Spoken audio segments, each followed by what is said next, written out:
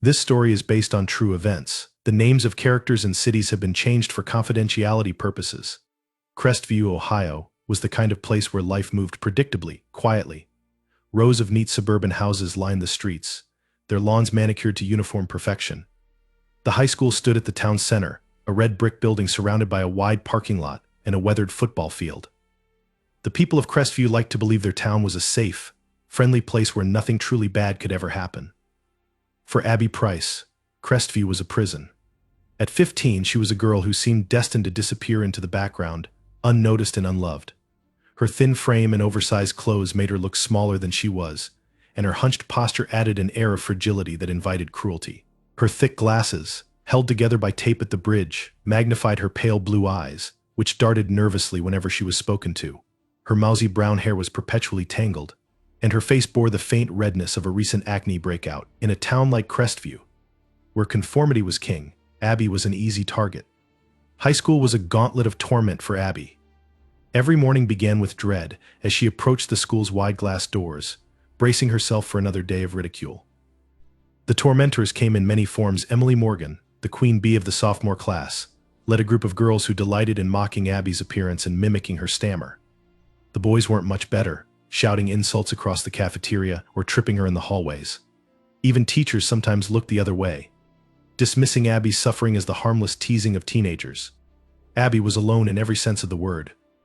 Her father, a truck driver, was rarely home, and when he was, he spent most of his time in the garage or glued to the TV. Her mother had left years ago, a faint memory blurred by time and resentment. The house was silent, except for the hum of the refrigerator and the occasional groan of the old pipes. Abby's bedroom, a small, cluttered space at the top of the stairs, was her only refuge. It was there, in the oppressive quiet of her room, that Abby's mind began to twist. At first it was harmless. She found solace in drawing, her sketchbook filled with pictures of animals and landscapes. But as the bullying escalated, her art began to change. The animals became disfigured, their bodies twisted and broken. The landscapes grew darker, populated by shadowy figures with empty eyes. Her notebooks, once filled with math equations and history notes, became a dumping ground for her thoughts, scribbled lines of anger and frustration, fantasies of revenge. But Abby's obsession didn't stop at drawing.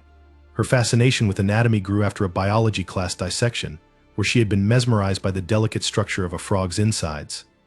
She began researching human anatomy in secret, borrowing books from the library and studying diagrams late into the night. She collected odd objects, bones, feathers, even roadkill, and arranged them meticulously in a box she kept under her bed. Her classmates noticed her odd behavior, and the bullying only intensified. They called her Creepy Abby, Freak, and Ghoul. One particularly cruel incident involved a group of boys who pinned her down in the cafeteria and dumped a tray of spaghetti on her head, laughing as the sauce dripped down her face.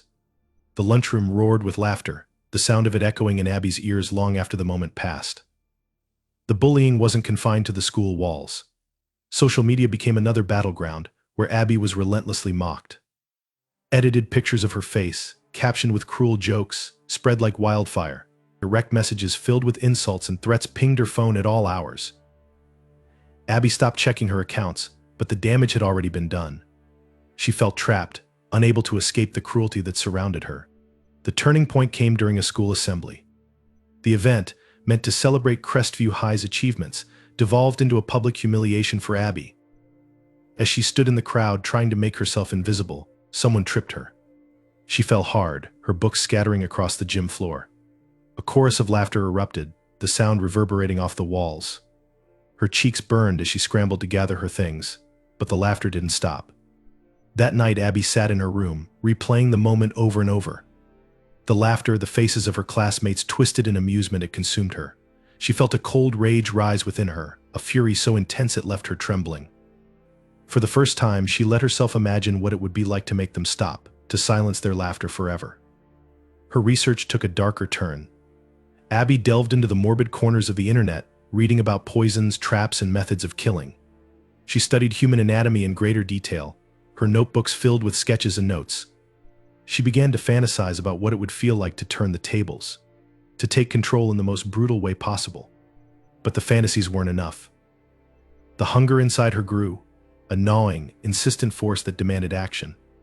Abby felt it every time she walked through the school's halls, every time she heard a whisper or saw a smirk directed at her.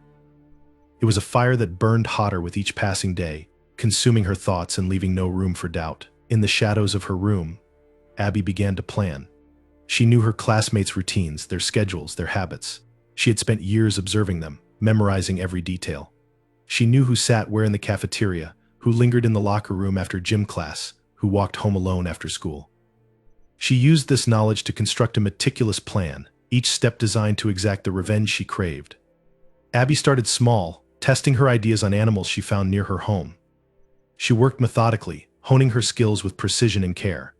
Her notebooks became a chilling record of her experiments, each entry more detailed and disturbing than the last. The day she decided to act felt no different from any other. The sun rose over Crestview, its light washing over the quiet streets and neatly trimmed lawns. The high school stood in the distance, its brick facade gleaming in the morning sun. Abby watched it from her bedroom window, her heart pounding as she clutched the notebook that held her plans. The laughter and whispers of her classmates no longer haunted her. In her mind, they were already gone, their faces blurring into the background like the scenery of a bad dream. Abby smiled for the first time in weeks. For the first time in her life, she felt in control. The monster they had created was ready to reveal itself.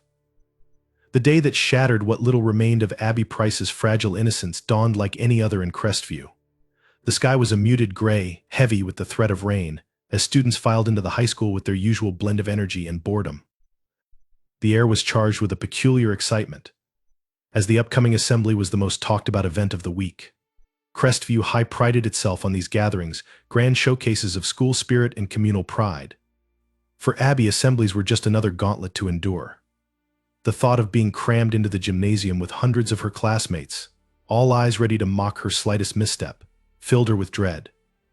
She sat silently through her morning classes, her gaze fixed on the chipped surface of her desk, as the minutes ticked down toward the event. The assembly began like all the others, with the principal's droning voice echoing over the microphone and the cheerleaders performing their rehearsed routines. The students clapped and cheered, their voices blending into a cacophony of sound that reverberated off the gym walls. Abby, seated near the back, kept her head low, her hands clenched tightly in her lap. She was determined to remain invisible. But Crestview High's students had other plans. The first sign that something was wrong came during the announcements of student awards. As the principal called out names, the recipients walked to the stage to collect their certificates, basking in the applause of their peers. When Emily Morgan, the queen bee of the sophomore class and Abby's most relentless tormentor, was announced as the winner of an academic achievement award, the gym erupted into cheers. Emily strutted to the stage, her smile radiant, as she accepted the certificate. But as she turned to face the audience, her gaze landed on Abby, sitting in the back row like a ghost haunting the crowd. Something flickered in Emily's expression, a spark of malice, a wicked idea forming in her mind. As Emily returned to her seat, she whispered to the group of girls surrounding her. They giggled, their eyes darting toward Abby like predators spotting vulnerable prey. Abby, oblivious to the brewing storm, kept her focus on the floor, counting the minutes until she could leave. The assembly's final segment was a performance by the drama club, a skit meant to showcase school pride and humor. The lights dimmed, and the crowd quieted as the performers took the stage. At first, it seemed harmless enough, a series of jokes and exaggerated portrayals of teachers and students. But as the skit progressed, the tone shifted. One of the performers, a girl in a poorly fitting wig and oversized glasses, stepped forward, her posture hunched and awkward. She stammered and fidgeted, her movements exaggerated to the point of absurdity. It took Abby a moment to realize what was happening. They were mocking her. The realization hit her like a physical blow, her breath catching in her throat. The performer's voice, high-pitched and trembling, mimicked Abby's stutter with cruel precision. The audience erupted into laughter, their voices blending into a deafening roar that seemed to shake the gymnasium. Abby's cheeks burned as she sank lower in her seat, her body trembling with humiliation. It didn't stop there. The skit continued, each moment more cutting than the last. The performer tripped over an imaginary obstacle, drawing more laughter from the crowd. Another actor entered, playing the role of a teacher scolding Abby for being too slow. The audience howled, their cheers and applause feeding the performer's cruelty. Abby's vision blurred as tears filled her eyes. Her hands gripped the edges of her seat so tightly that her knuckles turned white. She wanted to scream, to run, to disappear. But she couldn't move. paralyzed by the weight of their laughter and the crushing realization that no one would defend her. The final blow came when Emily Morgan, unable to resist the opportunity, stood up from her seat and pointed directly at Abby. "Creepy Abby," she shouted, her voice cutting through the noise like a blade. The crowd erupted into a chant, their voices echoing in unison, "Creepy Abby. Creepy Abby." Abby felt the walls closing in around her. The gymnasium seemed to tilt and spin, the faces of her classmates warping into grotesque masks of glee. She couldn't breathe, couldn't think. All she could hear was the chant, growing louder and louder until it drowned out everything else. When the assembly finally ended, Abby stumbled out of the gym, her face streaked with tears. She could still hear their laughter ringing in her ears, a sound that seemed to follow her down the hallway and out the door. She ran, her footsteps echoing against the pavement as she fled the school grounds. She didn't stop until she reached her house, her sanctuary, and slammed the door behind her. Her chest heaved as she collapsed onto her bed, burying her face in her pillow to muffle her sobs. But the humiliation wasn't over. Within hours, videos of the skit began circulating online, shared gleefully by her classmates. Edited clips of the performer mimicking Abby were posted to social media, accompanied by cruel captions and hashtags. The chant of "Creepy Abby" became a viral joke, spreading far beyond the walls of Crestview High. Abby watched it all unfold in stunned silence, her laptop screen glowing in the darkened room. Each new post, each cruel comment, was another knife in her chest. The walls of her sanctuary seemed to close in around her, suffocating her. Something inside Abby broke that night. The humiliation, the laughter, the mockery, it all twisted into a single, burning emotion: rage. She stared at the videos, her tear-streaked face illuminated by the flickering light of the screen, and felt the cold steel of determination settle over her. She wasn't going to let them win. For years, Abby had been their victim, their scapegoat, their punchline. But not anymore. In the quiet darkness of her room, she began to plan. She thought about the skit, the laughter, and the faces of those who had tormented her. She saw them clearly in her mind, their mouths open wide in cruel smiles. She imagined silencing those mouths forever. Abby Price's first kill was not a moment of impulse, but a carefully orchestrated act, the culmination of years of torment and weeks of meticulous planning. In the days following the assembly, the storm inside her reached its peak. The memory of her humiliation burned in her mind, searing itself into every waking moment. She replayed it over and over, the jeering faces, the chant of "Creepy Abby," the viral videos that spread like wildfire. Each replay chipped away at the last remnants of restraint, leaving behind only cold, methodical rage. Her target was obvious from the start: Emily Morgan. The ringleader. The girl who had pointed her out to the crowd, who had gleefully led the chant that turned Abby's world into a living nightmare. Emily's laughter echoed in Abby's mind like a haunting melody, sharpening her resolve. The plan formed in Abby's mind with unsettling clarity. It would be simple. She would lure Emily in, isolate her, and take her life. Abby didn't allow herself to hesitate or question the morality of what she was about to do. To her, it wasn't just revenge, it was justice. A way to reclaim the power Emily had stolen from her. Abby started by approaching Emily online, creating a fake social media account under the guise of a student from a neighboring school. The persona she crafted was carefully curated to appeal to Emily's vanity and curiosity. The new friend was charming, popular, and admired Emily for her beauty and confidence. It wasn't long before Emily responded, flattered by the attention. They began chatting late into the night, exchanging messages that grew increasingly friendly. Abby studied every interaction, learning Emily's weaknesses, her habits, and her routines. The more Emily revealed, the easier it became for Abby to exploit her arrogance.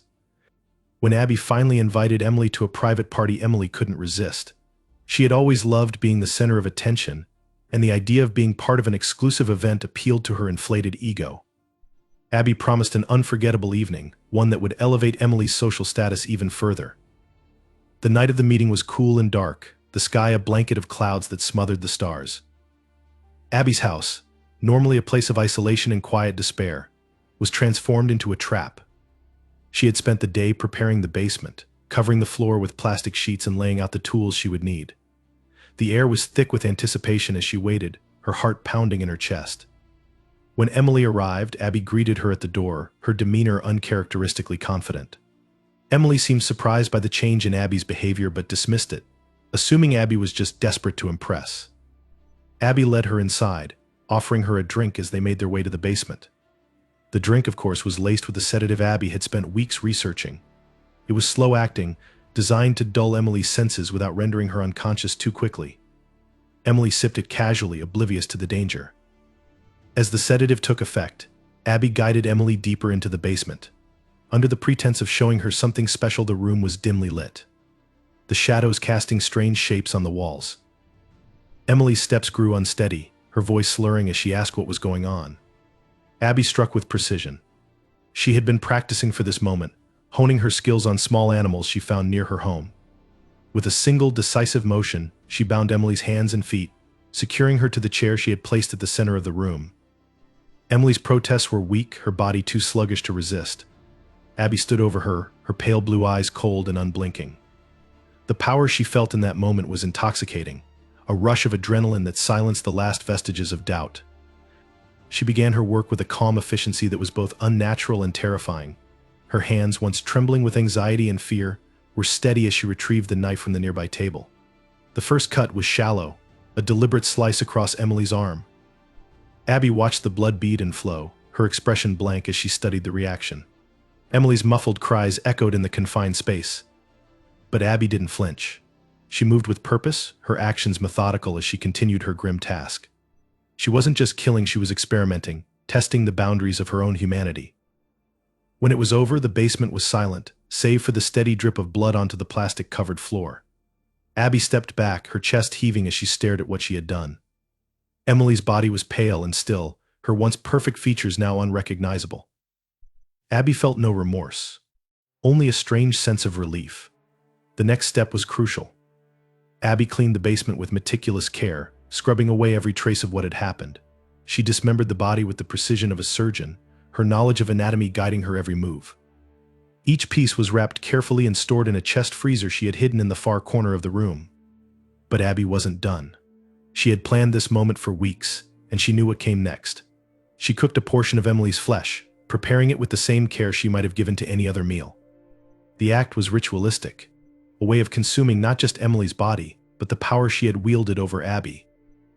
As she ate, Abby felt the hunger inside her subside, replaced by a cold satisfaction. Emily was gone, her laughter silenced forever. But as the night wore on and the adrenaline faded, Abby realized that one kill wasn't enough. The hunger, though momentarily sated, was still there, a dark and insistent presence that demanded more. Emily had been the first, but she wouldn't be the last. Abby's classmates had made her life a living nightmare, and now they would pay. One by one, she would silence their laughter, consume their power, and take back what they had stolen from her. Abby sat alone in the basement, the air thick with the metallic scent of blood. Her hands were steady, her mind calm as she began planning her next move. The monster they had created was just beginning to awaken. After Emily's death, Abby Price felt a shift deep within her. The power she had seized that night had awakened something primal, something insatiable.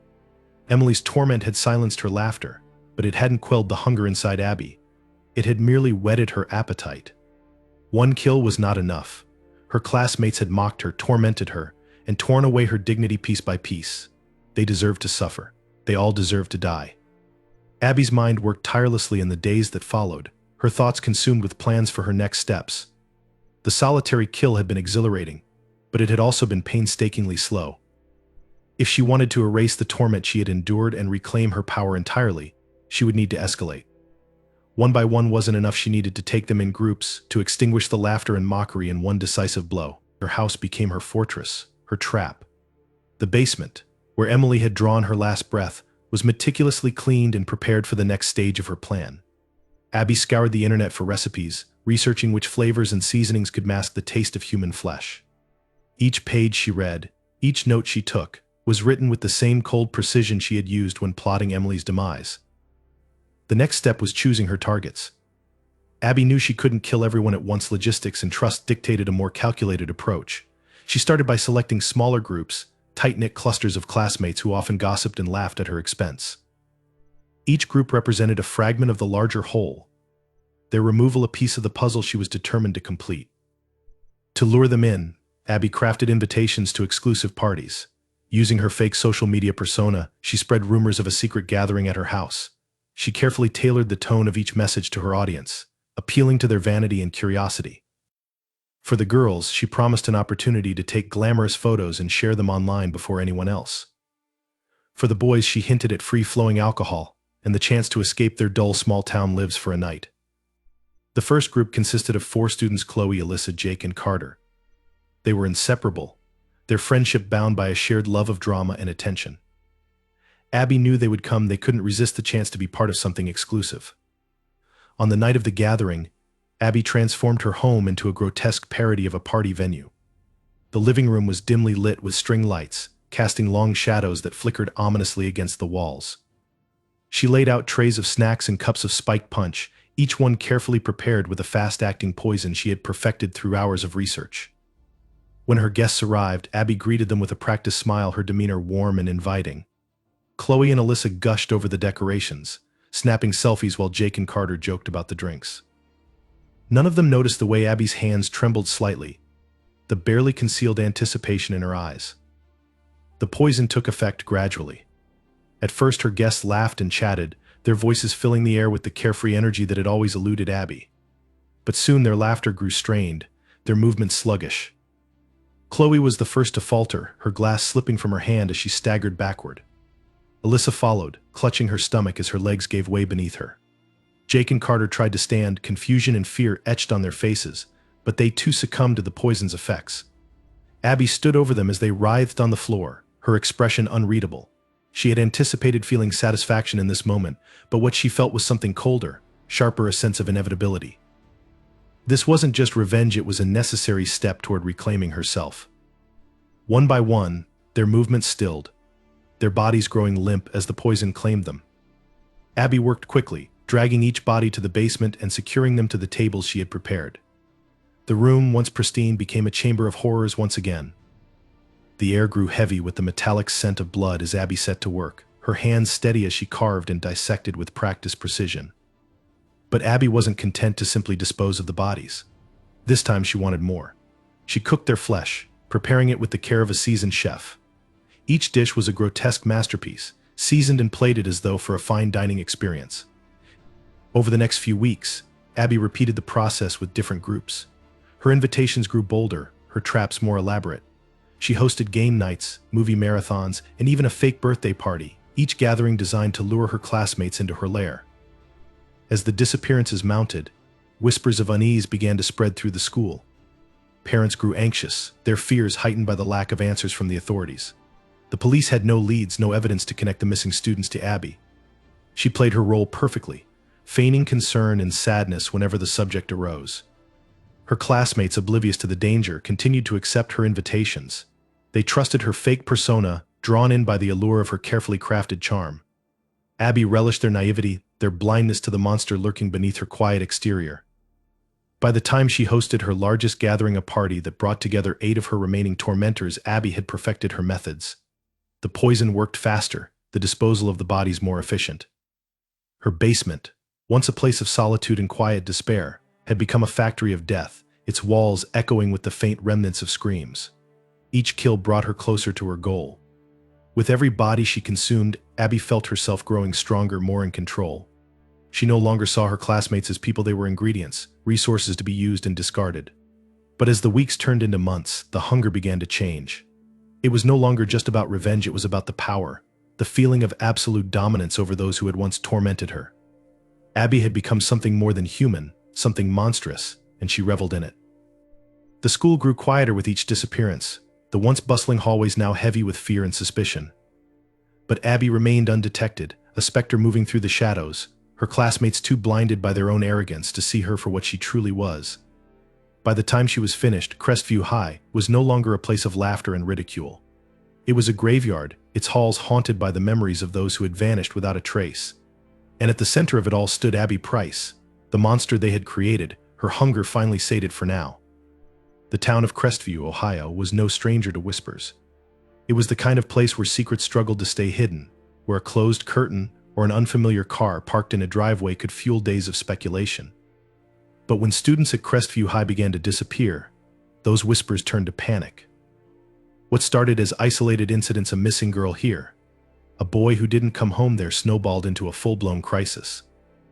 By the time 8 students had vanished, the community was gripped by fear. Parents kept their children home from school, locking their doors and peering nervously through blinds at night. The local police department, overwhelmed and underfunded, scrambled to find answers, their efforts yielding nothing but dead ends. No bodies, no clues, no pattern, or so they thought. Abby Price had been meticulous. Each kill was methodically planned, each victim carefully chosen, each trace of evidence erased with surgical precision. Her house, where so many had walked willingly to their deaths, was a fortress of secrecy. The basement, now her macabre workshop, was locked and soundproofed, the horrors within concealed behind a facade of normalcy. But as the disappearances mounted, cracks began to form in Abby's carefully constructed mask. It started with the smell. A faint, cloying odor began to waft from the Price home. It was subtle at first, masked by the sense of cooking and cleaning. But over time, as Abby's collection of remains grew, the smell became harder to ignore. A postman, delivering a package, wrinkled his nose as he stepped onto the porch. A neighbor walking their dog paused, sniffing the air with a frown. Abby's father, oblivious to his daughter's crimes, noticed it too. He mentioned it once, offhandedly, as he passed her in the hallway. Abby's response was calm, composed a quick explanation about an old fridge in the basement breaking down. But the interaction left her rattled. She couldn't afford suspicion, not now, not when she was so close to completing her vengeance. Her classmates, meanwhile, were beginning to piece together their own fragments of the puzzle. Though many of them were too self-absorbed to notice the connections at first, a few began to realize that the missing students shared something in common. They had all been invited to parties, hangouts, or events hosted by Abby. Jessica Caldwell, a quiet girl who had avoided Abby's wrath by keeping to herself, was the first to voice her concerns. She mentioned it in passing to a teacher, Mr. Stanton, a reserved but observant man who had always been uneasy about the way Abby was treated by her peers. His discomfort grew as Jessica detailed the invitations, the patterns, the strange absences. Mr. Stanton, now suspicious, began watching Abby more closely. He noticed the way she moved through the halls, her posture more upright, her expression more confident than before. Something about her had changed, as though the meek, timid girl he had once pitied had been replaced by someone or something else. It was a small moment that tipped him over the edge. One afternoon he spotted Abby by herself in the library, her face illuminated by the screen of her laptop. She was studying something intently, her fingers moving quickly over the keyboard. Curious, Stanton moved closer, his footsteps silent on the carpeted floor. For a brief second, he caught a glimpse of the screen, a diagram of human anatomy, detailed and grotesque. Stanton's unease turned to dread. He reported his suspicions to the school principal, but his concerns were met with skepticism. Abby? The girl everyone teased? The girl who barely spoke? It was unthinkable. The principal dismissed Stanton's worries as overblown, a product of stress and the heightened anxiety surrounding the disappearances. But Stanton couldn't let it go. A few days later, the tipping point came. Abby had grown bolder, her careful planning giving way to arrogance. She invited a group of 4 classmates to her home for another exclusive event. Stanton, noticing their absence the following day, felt a chill run down his spine. He drove past Abby's house that evening, his heart pounding as he noticed the faint glow of the basement window. The next morning he went to the police. Sheriff Daniels was a seasoned officer, a man who had seen his share of tragedy during his decades in law enforcement. But even he was unprepared for the horrors about to unfold. Armed with Stanton's testimony and a hastily obtained warrant, he and a team of officers descended on the Price home. When Abby answered the door, her face betrayed nothing but mild confusion. She played her part expertly, her tone polite and accommodating as she allowed the officers inside. They moved through the house methodically, searching every room, every closet, every cabinet, and then they reached the basement. The smell hit them first, thick, acrid, and unmistakable. One officer gagged, covering his mouth as another forced the door open. What they found inside defied comprehension. The room was a slaughterhouse. The walls, once bare concrete, were smeared with blood. Tools of every shape and size lined a table, their edges glinting in the dim light. In one corner stood the freezer, its humming motor a sinister counterpoint to the silence. Inside, they found neatly wrapped packages, each labeled with a name. But it was the centerpiece of the room that stopped them cold. A long steel table dominated the space, its surface slick with blood. On it lay the dismembered remains of Abby's latest victims, their faces frozen in expressions of terror. The officers stood in stunned silence, their minds struggling to process the scene before them. Abby, still standing at the top of the stairs, watched with an eerie calm as the officers turned toward her. They arrested her on the spot, her composure unnerving even the most hardened among them. She didn't fight, didn't scream or plead. Instead, she smiled a cold, empty expression that sent chills down their spines. The discovery rocked Crestview to its core. The truth of what Abby had done spread quickly, turning the small town into a media circus. The people who had once mocked her, ignored her, or dismissed her as harmless were forced to confront the monster they had created. And Abby, seated in the back of a police car, stared out the window with the same haunting smile. She had been discovered, yes, but in her mind she had already won. The laughter, the ridicule, the torment, all of it was gone. She had silenced them forever. The name Abby Price became a curse in Crestview, a blight on the town's identity that could never be erased. What had once been an unremarkable Ohio suburb, a place of cookie-cutter houses and Friday night football games, was now a community defined by horror. The town's name was whispered across the nation, spoken in the same breath as infamous massacres and unspeakable crimes. Crestview High, once a symbol of mundane small-town life, became synonymous with the dark legend of a girl who had turned her classmates into prey. Abby's arrest was just the beginning of the nightmare. The media descended upon Crestview like vultures, their vans lining the streets, cameras pointed at the Price house, the high school, and the trembling faces of anyone willing to speak. Reporters dug into every aspect of Abby's life, interviewing neighbors, teachers, and anyone who had crossed paths with her. They unearthed old yearbook photos, grainy snapshots of a girl with downcast eyes and an awkward smile.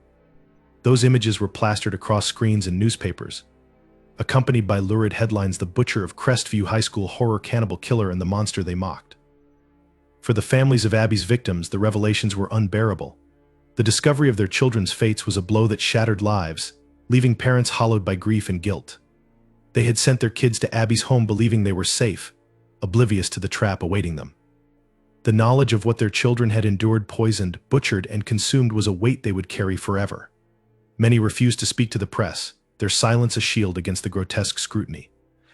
Others lashed out, demanding answers, retribution, and justice for crimes that defied comprehension. The trial of Abby Price was swift and relentless. Prosecutors described her as a cold, calculated killer who had orchestrated the deaths of 24 classmates with chilling precision. They presented the evidence found in her basement: the blood-stained tools, the freezer filled with labeled packages of human remains, the notebook that detailed her every action. The notebook became the centerpiece of the prosecution's case, its pages a window into Abby's twisted mind. Every detail of her plan was recorded in her neat, precise handwriting: lists of victims, anatomical sketches, even recipes for the flesh she had consumed. The court heard passages in which she described her classmates not as people but as resources, each one reduced to a name, a body, and a purpose. The defense attempted to argue that Abby was a product of her environment, a girl pushed to the brink by relentless bullying and neglect.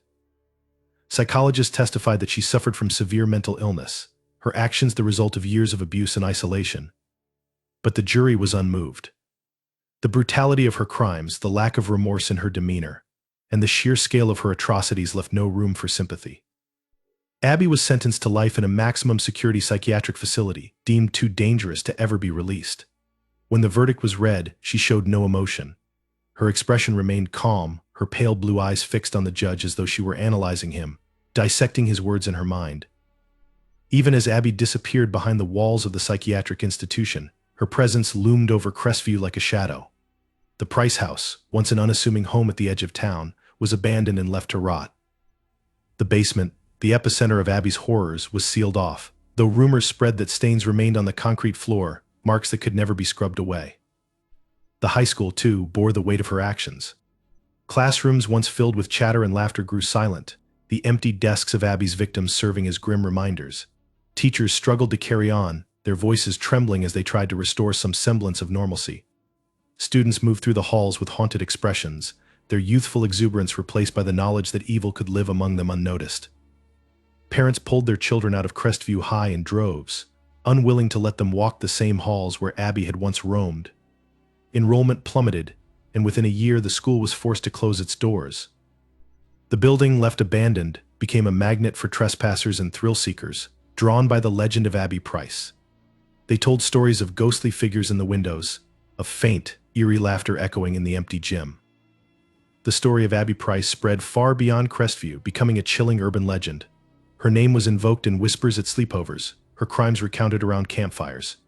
Each retelling grew more exaggerated, more grotesque. They said Abby had summoned her classmates' ghosts, that she roamed the halls of Crestview High at night, her knife gleaming in the moonlight.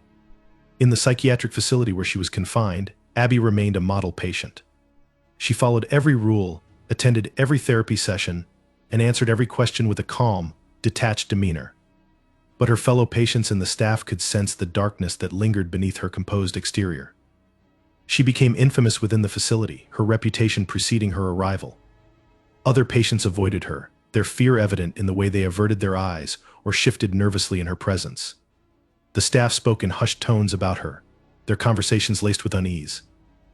They couldn't explain the way the temperature seemed to drop when she was near, or the sense of being watched even when she was sitting silently in her room. Despite their best efforts, no therapy or medication seemed to reach her.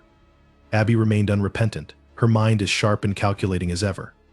When asked why she had committed her crimes, she would tilt her head slightly, her lips curling into a faint smile. Because they deserved it, she would say, her voice devoid of emotion. Years passed, but the legend of Abby Price only grew. Her story became a cautionary tale, a grim reminder of the consequences of cruelty and the darkness that can grow unseen. Crestview, forever marked by her crimes, became a ghost town, its streets empty and its buildings decaying. And somewhere, in a stark white room with barred windows, Abby sat quietly, her mind as sharp and calculating as ever. Though she was confined, the monster she had become still lingered in the minds of those who had heard her story. She was the darkness they couldn't forget, the nightmare that would never end. Abby Price was no longer just a girl. She was a legend, a warning, and a monster who would haunt Crestview and the world for generations to come.